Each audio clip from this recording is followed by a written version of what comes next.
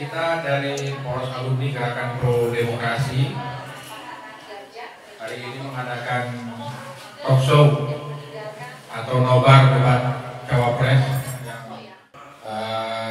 Kita ingin membedah ya di mana cawapres hari ini.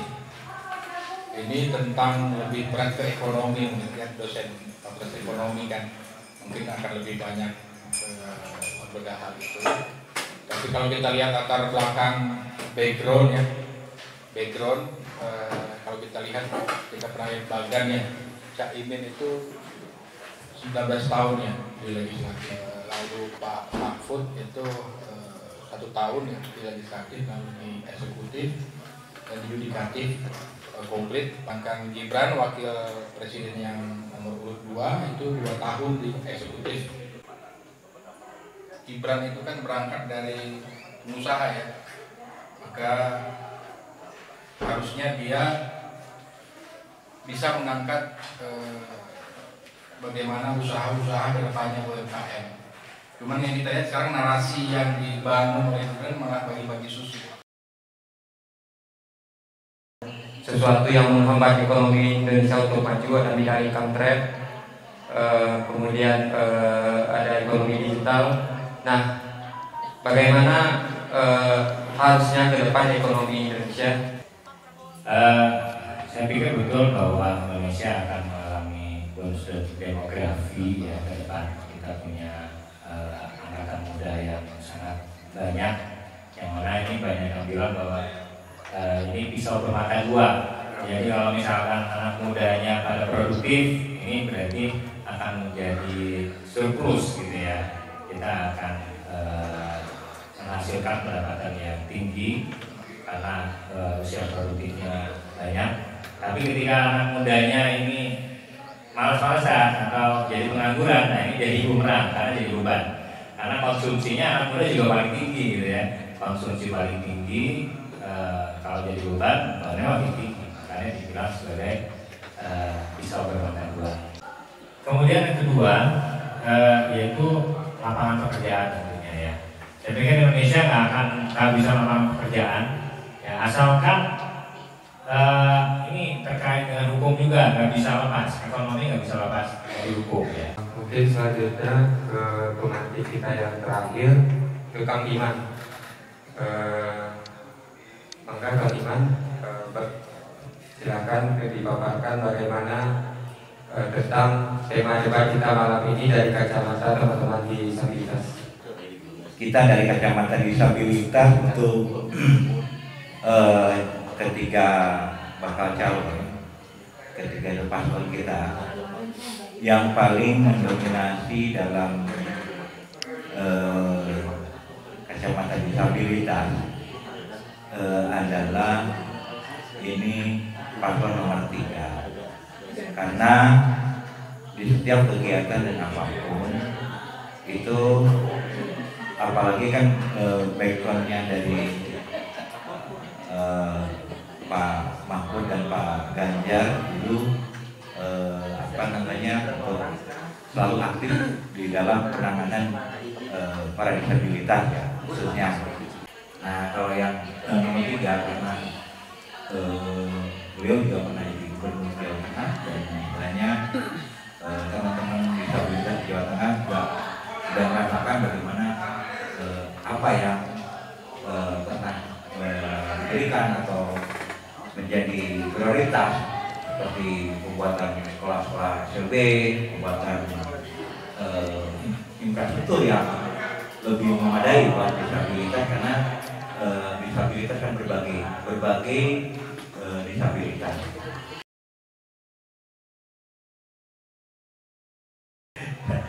Itu saja, terima kasih. Assalamualaikum warahmatullahi wabarakatuh. Waalaikumsalam warahmatullahi wabarakatuh. Terima kasih Kang Iman.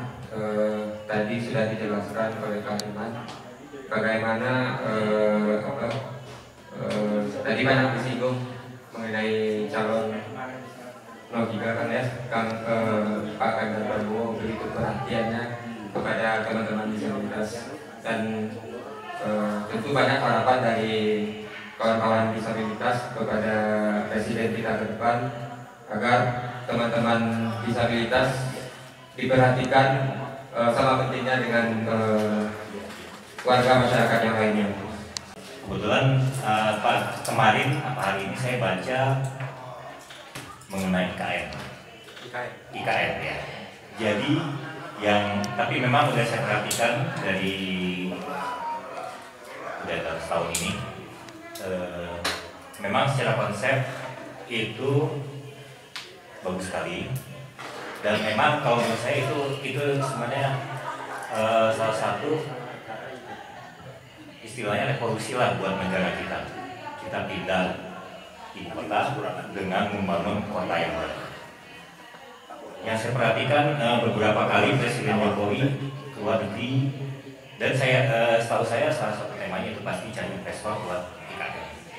Tapi kayaknya sepertinya nggak ada gitu. Bukannya nggak ada, saya kurang tahu seperti mana. Yang saya baca itu kebanyakan investor akhirnya lokal. Karena setahu saya kalau nggak salah,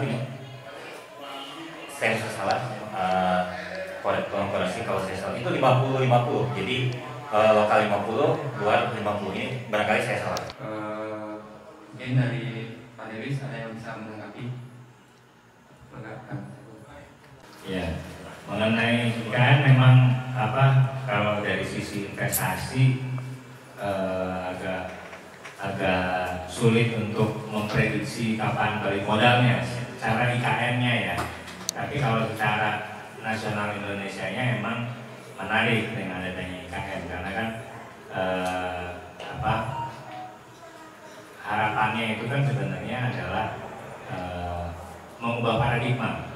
Jadi sebenarnya bukan proyek investasi, tapi sebenarnya lebih tepatnya proyek negara, karena yang ingin diubah oleh pemerintah adalah perubahan paradigma yang dulunya dari sejak merdeka atau sebelum merdeka sampai sekarang itu Jakarta sentris gitu kan.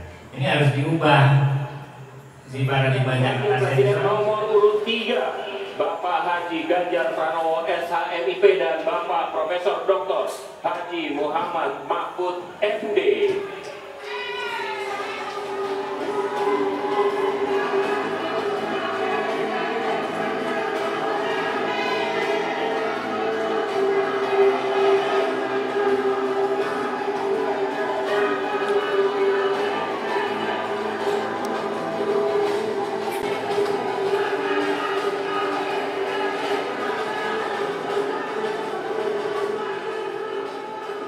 Kita ini tidak bisa menaikkan pertumbuhan ekonomi menjadi 7% karena kita ini kaya raya dengan sumber daya alam dan sumber daya manusia yang hebat. Masalahnya apa? Masalahnya banyak korupsi dan inefisiensi di sektor-sektor pertumbuhan ekonomi, yaitu sektor konsumsi, belanja pemerintah, ekspor impor, dan investasi. Korupsi juga terjadi di 3 matra alam kita ini. Kita menginjak bumi, ada korupsi di tanah dan pertambangan. Kita ke laut, ada korupsi di masalah kelautan. Indonesia ini negara besar. Kita harus mampu keluar dari middle income trap. Kuncinya kita harus mampu menaikkan nilai tambah di dalam negeri.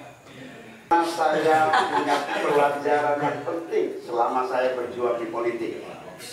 Apa itu? Saya menyaksikan dan menjadi bagian dari adanya pemerintah yang memiliki kewenangan mutlak, terutama pimpinan tertinggi untuk bisa oleh pemerintah pusat sekarang, seperti ketidakadilan pengasal-lahan, kemudian ketidakadilan pembagian proyek dari pemerintah pusat kepada daerah. Caimin berpandangan bahwa ada satu pemerintahan daerah yang diistimewakan dibandingkan daerah-daerah lainnya. Kemudian dari paslon 02 Gibran Rakabuming Raka dapat kita simpulkan bahwa program-program yang akan dijalankan ke depan itu lebih ke menjalankan program-program yang telah dijalankan oleh pemerintah pusat sekarang, kemudian melanjutkannya, seperti contohnya IKN, kemudian hilirisasi sumber daya alam, hilirisasi digital. Kemudian paslon nomor 3 Profesor Mahfud MD lebih menyinggung mengenai korupsi yang terjadi di lingkup pemerintahan. Kemudian ada apa namanya kepastian hukum, serta ada beberapa program-program yang konkret seperti tadi yang dijelaskan di statement penutup. Ada 21 program konkret yang beliau akan lakukan ketika beliau nantinya terpilih sebagai calon presiden dan calon wakil presiden. Mungkin itu yang dapat saya simpulkan dari debat capres dan cawapres pada malam hari ini. Mudah-mudahan ada salah satu yang bisa menjadi keinginan-keinginan kita, keinginan-keinginan yang dapat diwujudkan oleh salah satu paslonnya, terutama mungkin yang lebih dominan adalah mungkin ini paslon dari 03 yang mungkin lebih mendominasi bahwa di bidang korupsi yang harus diberantas. Mungkin itu saja dan terima kasih. Mohon maaf berbeda kurang. Mungkin dari teknologi ini ya, pemberantasan korupsi karena jika korupsi benar-benar bisa kita berantas, mungkin seperti yang dijelaskan oleh Profesor Mahfud MD tadi, target pertumbuhan ekonomi 7% mungkin akan dapat dicapai, ya. Kemudian